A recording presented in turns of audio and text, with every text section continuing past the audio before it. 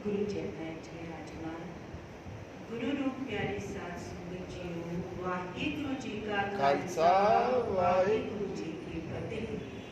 तुद आगे अरदास हमारी, जियो पिंड सब तेरा, कहो नानक सब तेरी वडियाई, कोई नाम न जाने मेरा। उस अकाल पुरख सर्वशक्तिमान, उस परम दयालु परमात्मा ने चरणों में जोड़नियां कि जी पिंड सब कुछ तेरा बख्शा होया है। तो जदों साध संगत जी कोई आपा पाओ गवा के शरण में आ जाता है, उसके अगे अरजोई करता है, बेनतियां करता है, वो बिलवकड़ी च लै लैंदा। ये उसका मुड़ कदीमां दा सुभाव है। तो अपने पिंड की हमेशा पैच रखता है। कोई निमाणा होके पैते पवे, कोई अरदास हिरदे की गहराई तो करे तो सही, उते बहुत नेड़े होके सुनता है, हर थां सुनता है। सानू अरदास करनी आ जाए। सिख जगत विच अरदास का की महत्व है, की विलक्षणता है, ये अज का जो अध्याय है उस दे विच डॉक्टर जसवंत सिंह नेगी जी ने बहुत सोहने ढंग के नाल, बहुत सोहने विस्तार के नाल उसनूं बयान किया है। सिक्खी विच अरदास का महत्व। अध्याय 6वां। अरदास लगभग हर धर्म का ही अंग है, पर सिख धर्म में इसनूं उचेची संस्था का दर्जा प्राप्त है। सिख नूं कोई पीड़ा बने, कोई तकलीफ आवे, अकाल पुरख का आसरा लैण का आदेश है। दुख दर्द वेले, लोड़ थोड़ वेले तां अरदास हर कोई कर लैंदा है, पर सिख नूं इस तों भी अगे जिंदगी के हर मरहले ते अरदास का आसरा पालन का आदेश है। जाको मुश्किल अत बने, टोई कोई ना दे, लागू होवे दुश्मना, साथ में भज करे, सबे भजे आसरा, चुके सब असराओ, चित आवे उस पार ब्रह्म, लगे ना धरती वाओ। चित आवे उस पार ब्रह्म, लगे ना धरती वाओ। सारे ही छड़ जान, चाहे वो सगे संबंधी होण, मित्र दोस्त होण, सारियां दा जे उस वेले ऐसी पीड़ा के समय, ऐसी औखी घड़ी के समय सारे ही अपना दामन छुड़ा जान, पर वो जे चित आ जाए तो सारे कारज रास हो जाते हैं। हर मुश्किल औखी घड़ी विचों वो परमात्मा आप कट लेंदा है। औखी घड़ी ना देखता, औखी घड़ी वेखण ही नहीं देता, अपना बिरत समझ, वो अपना बिरत संभालता है, क्योंकि ये उसका मुड़ कदीमां दा सुभाव है। इसलिए गुरु पातशाह ने गुरबाणी के अंदर ये श्री राग महला 5वां ये शब्द जो है वो उच्चारण किया है। सिखां की रवायती अरदास दरअसल जमाती अरदास है। आत्मक प्रेरणा का बहुमूल्य खजाना होने कारण निजी अरजोइयां लई भी लोकप्रिय हो गई है। शायद इसी कारण निरोल साक्षी केवल निजी अरदास का रिवाज कदरे घट जाता है, पर रहस्य मार्ग के तुरन वाले जानते हैं कि सच्चे जिज्ञासु का निजी अरदास बाजों गुजारा ही नहीं है। निजी अरदास बाजों गुजारा ही नहीं है। हर लोड़ थोड़ समय, हर औखे समय आपां या खुशी के समय में उस वाहिगुरू के चरणों में अरदास करते हाँ। जेकर घोड़े ते चढ़न लग्या रकाब ते पैर रखदियां कोई सूर भी इतना आख लेंदा है कि नीले घोड़े वालिया अपने दास की रक्षा करी, तां यह अपने आप में मुकम्मल अरदास है। इत्थे अल्फाजां की गल नहीं है, शब्दां की गल नहीं है, केवल निश्चय करके, भावना करके ये दो लफ्ज़ भी बोल दिते ने। उस अकाल पुरख का ओट आसरा ले लिया है। घोड़े के रकाब के पैर रखते समय में ये कहते वाहिगुरू नीले दे असवार यानी गुरु कलगीधर पातशाह के चरणों में जोदड़ी हो गई तो रक्षा करनी है, तो उसकी मैदान में फतेह ही फतेह होनी है, क्योंकि उस वेले गुरु कलगीधर पातशाह उसके अंग संग ने ते हर औखी घड़ी तो उन्होंने आप बचा के, आप हाथ रख के मेर भरिया तो उतों पौड़ी कर लेनी है, जिद दिवाही देनी है। इसलिए साध संगत जीओ कहते हैं सफर जान लग्या, नवे घर में प्रवेश कर लग्या, कोई कारोबार शुरू कर लग्या, इतों तक कि दोवें वेले प्रशादा छकन लग्या भी सिख नूं अरदास का आसरा लेना बनता है। बच्चे के जन्म के शुकराने वजों, उसके नाम संस्कार वेले, पढ़ने पैन लग्या, कुड़बाई ब्याह वेले या किसी प्राणी के अकाल चलाने उपरंत जिंदगी के हर पड़ा हर महले के अरदास का ही आसरा लिया जाता है। संसारक रस्मां संस्कारां दी गल धार्मिक रस्मां तां अरदास तो बिना हो ही नहीं सकदियां। नितनेम मगरों कीर्तन कथा आदि समाप्ति उपरंत फुल्लां बेअदबियां बख्शाण हित अमृत छकाउण लगियां धर्म युद्ध विच जूझण लगियां हर वेले अरदास का विधान ही मुकरर किया गया है, भाव निश्चित किया गया है। हो सके तो सिख कीर्तन भी कराउंदा है, गुरु संगत की हाजरी भी भरता है, पर अरदास नूं कदे नज़रअंदाज नहीं करता। इसलिए क्योंकि उसका आशा है किता लोड़िए कम सो हर पे आखिए कारज देव सवार सतगुर सच साखिए। श्री राग वार महला चौथा चौथे पातशाह पावन फरमान करते हैं सतगुरु नूं साखी करदियां यानी साक्षी जान के अरदास मगरों वो गुरु का हुक्मनामा भी सुनता है, पर अरदास का आसरा अवश्य लैंदा है। जापदा है सिखां लई जीवन के हर पहलू हर पड़ाव की अरदास की छां है। सिखां दे समूचे जीवन नूं इसकी पनाह है, पनाह यानी ओट है, यानी इसकी शरण विच ने उसकी पनाह ले ली, यानी उसकी शरण ले ली, उसका ओट आसरा ले लिया। सिखां नूं कितां वारां लगना ग्रहां साहियां आग दे चक्कर विच पैण दी मनाई गई है। उसके लिए तां केवल अरदास का आसरा तजवीज किया गया है, यानी मुकरर किया गया, निश्चित किया गया है। सिख अनंत पंडित दिख ऐसे ग्रह तितवार जानने कैसे एक भरोसा प्रभ का पाए त्याग लगन अरदास करावे। गुरबिलास पातशाही 6वें दे विच ਇਹ ਲਿਖते रूप ਵਿੱਚ बयान किया गया है। रहतनामिਆਂ ਵਿੱਚ ਥਾਂ पर ਥਾਂ सिख ਲਈ ਆਪਣੇ ਕਾਰਜਾਂ ਦਾ ਆਰੰਭ ਅਰਦਾਸ ਨਾਲ ਕਰਨ ਦਾ ਆਦੇਸ਼ ਹੈ। ਜਿੱਥੇ ਸ਼ਬਦ ਦੀਵਾਨ ਹੋਵੇ ਤਾਂ ਜਾਵੇ ਮੱਥਾ ਟੇਕੇ ਸ਼ਬਦ ਸੁਣੇ ਪੜੇ ਅਰਦਾਸ ਪਾਵੇ ਤਾਂ ਆਪਣੀ ਕਿਰਤ ਨੂੰ ਜਾਵੇ। यानी जिथे भी जो समागम हो रहा है, जिथे भी जो नितनेम का गुरुद्वारा साहिब विच पाठ हो रहा है, कीर्तन हो रहा है, उपरंत अरदास हो रही है, कहते अपनी किरत कर्म करन जान लगिया यानी अपनी ड्यूटी से कोई भी हो सकती है, चाहे वो किसी तरह का व्यवसाय कर रहा है, बिजनेस है उसका, या वो नौकरी ते जा रहा है, या और कोई कर्मी है कर्मचारी है, किसी भी तरह अपनी उस किरतकार ते जाते हुए भी वो अरदास का आसरा लेके जावे तो उसकी चढ़ती कला होगी। इस तरह कारजों के आदमी अरदास करे, ये रहतनामियां में लिखा है।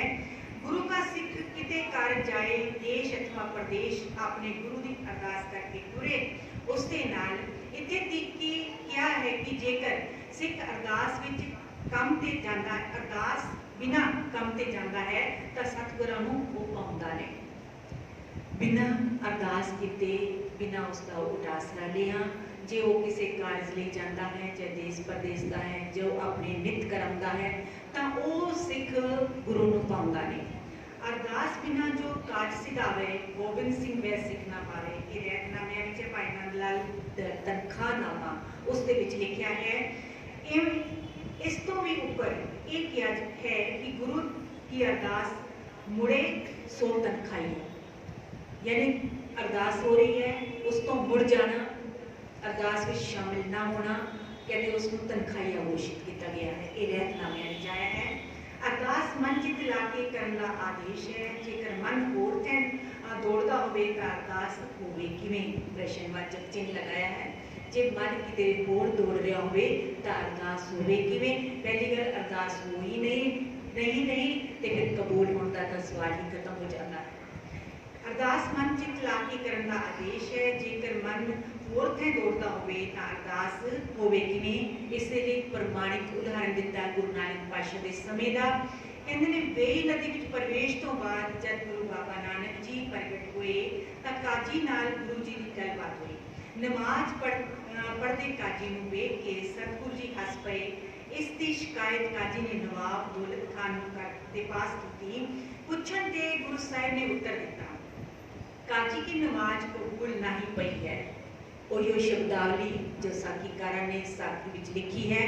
कहते ने उन्होंने कहा जदों नवाब दौलत खान पास जो शिकायत की काजी ने जाके पुछण ते फिर उसने पूछना ही सी, दौलत खान ने पूछना ही सी बई तुसी ऐसा क्यों किया, तुसी उस दे विच शामिल क्यों नहीं होए, तुसी मुस्कुराए क्यों। ਤਾਂ ਉਹਨਾਂ ਦਾ ਕੀ ਜਵਾਬ ਸੀ ਗੁਰੂ ਨਾਨਕ ਪਾਤਸ਼ਾਹ ਦਾ? ਕਹਿੰਦੇ ਪੁੱਛਣ ਦੇ ਗੁਰੂ ਸਾਹਿਬ ਨੇ ਉੱਤਰ ਦਿੱਤਾ, ਕਾਜੀ की नमाज कबूल नहीं पई। नवाब ने प्रश्न किया, क्यों नहीं पई? तब बाबे नानक जी कहा, खान जी, जब ये नवाज ऊपर खड़ा था तब इनका मन ठौर ना था। ठौर मतलब उस ठिकाने ते नहीं सी जिथे खड़ा होके ये नमाज अदा कर रहा सी, उस थां इसका चित्त का जुड़ाव ही नहीं सी, उस ठौर नहीं था। फिर दसिया, नवाब ने प्रश्न किया कि क्यों नहीं पई? तब बाबे नानक जी कहा, खान जी, जब एक नवाज ऊपर खड़ा था तब इनका मन ठौर ना था। इनकी कोड़ी सुई थी, वछेरी जमी थी और वछेरी छड़ कर आया था और वेड़े विच हुई थी और इन कहा, मत वछेरी कुई विच पाउंदी होवे। इनका मन उहाँ गया होया हा, इसकी नमाज इसलिए कबूल नहीं पई। कहते इहदे घर घोड़ी सी ते उस सूई सी ते उसने वछेरी दित्ती सी। इसने उसके घर विच नाल एक खूही भी सी, छोटी जी खूही सी ते इसके मन विच जदों एक नमाज अदा कर रहा सी, इसका चित्त उत्थे चला गया कि कितने मता वो वछेरी जिहड़ी है नवजात वो जो बच्ची उसकी पैदा हुई है घोड़ी की, वो कितने खूही विच ना डिग पवे, खूही विच डिगेगी तो मर जाएगी। एक ख्याल इसका चित्त का जुड़ाव उस वेले उधर उडारी मार गया, इसलिए इसकी जिहड़ी नमाज है वो कबूल नहीं पई। हुण साध संगत जीओ, आपां अपने अपने मनां विच झाती मारीए, 2 मिनट की अरदास विच साडा मन भी मन पखेरू पता नहीं किधर किधर उड़ान मार जाता है, उड़ान भर जाता है। तो फिर जदों असी उत्थे हाँ ही नहीं तो उसनूं किवें अरदास वो सुनेगा, किवें उसके दर ते परवान होवेगी। ये आपां अपने अपने मन नूं प्रबोधना है, इसलिए ये प्रमाण दिता है गुरु नानक पातशाह ने कहा कि उसकी अरदास उसकी नमाज चाहे अरदास वो कबूल ही नहीं हुई, क्योंकि उस वेले उसका चित्त जिहड़ा है घर सी ते उस घोड़ी विच सी ते उस वछेरी विच सी। फिर कहा कि अरदास जुड़े मन की अर्जोई है, इसलिए आदेश है अरदास मन चित लाए कि करण कार्य सिद्ध होवे। पर अरदास करने वास्ते भी मालिक की बख्शिश चाहिए है। गल इत्थे मुकदी है, अरदास करने वेले चित्त के जुड़ाव के लिए भी उस वाहिगुरू की में रहमत चाहिए है, उसकी बख्शिश चाहिए है। उसकी बख्शिश तो बिना चित्त का जुड़ाव भी मुमकिन नहीं है। हाँ, सिदक ते निश्चा उसे दी दात हन ते इन्हां बाजों अरदास कही, यानी किस तरह हो सकती है। अरदास के कार्य विच आउण लई भी मालिक की नदर लाजमी है। नदर तुद अरदास मेरी जिन आप उपाया, ता मैं कया कवन जा तुझे तुझे कहाया। वडहंस महला पहला, ये गुरु नानक पातशाह का शब्द है, 566 अंग ते अंकित है। अरदास का शुरू ही शुकराने की भावना नाल हो सकती है। मालिक तेरा धन्यवाद है, तू मेरे मन को अरदास वल प्रेरिया है। शुकराने दे भाव का कदम कदम ते साडे अंदरों जाग सकते हैं। गुरु गोबिंद सिंह जी ने औरंगजेब को लिखे अपने फारसी पत्र विच भी किया है, तुरा गढ़ नजर हस्त लश्कर वजर कि मारा निगाह सत जो तरा शुक्र। कहते इसका भाव है, जेकर तेरी नज़र अपने लश्करां के खजाने ऊपर है तो मेरी निगाह उस अकाल पुरख के शुकराने वाल है। तो सोचे ना, मेरे को इतने लश्कर ने, इतने ठाठ बाट ने, इतनी धन दौलत संपदा है, तो मेरी आस, मेरा विश्वास, मेरी अरदास जो है तो उसकी नज़र जिहड़ी है उस अकाल पुरख की वो मेरे ते है, इसलिए मेरी जित निश्चित है। अरदास विच जोदड़ी दरकार है, बहुते शब्द नहीं। अरदास पाव पूरत होवे भावें संक्षेप होवे, जितनी लफाजी वध होवे उतनी भावना घट होती है। लफ्ज़ां दे घेर मेर विच आपां उलझ के रह जाते हैं तो सोचते हैं भी शायद इस दे नाल परवान हो जाएगी। नहीं, लफ्ज़ जिन्ने घट होणगे उन्नी ही अरदास जल्दी परवान होगी।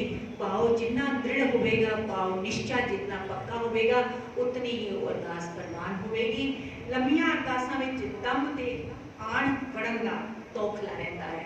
कहते दंभ यानी अहंकार का लंबिया अरदासां विच कोई इतनी साड़ी शब्दावली है, इतने सानू वाक याद ने, तां उस दे नाल साडा दंभ भी अहंकार भी फन चुक लैंदा है, इसका तोखला बनिया रहता है। ते उस जिथे हौमे है उत्थे फिर नाम नाल उस परमात्मा दे नाल जो विरोध का भाव आ जाता है, तो इस विरोधाभास करके उस परमात्मा के दर ते फिर अरदास कबूल नहीं होती।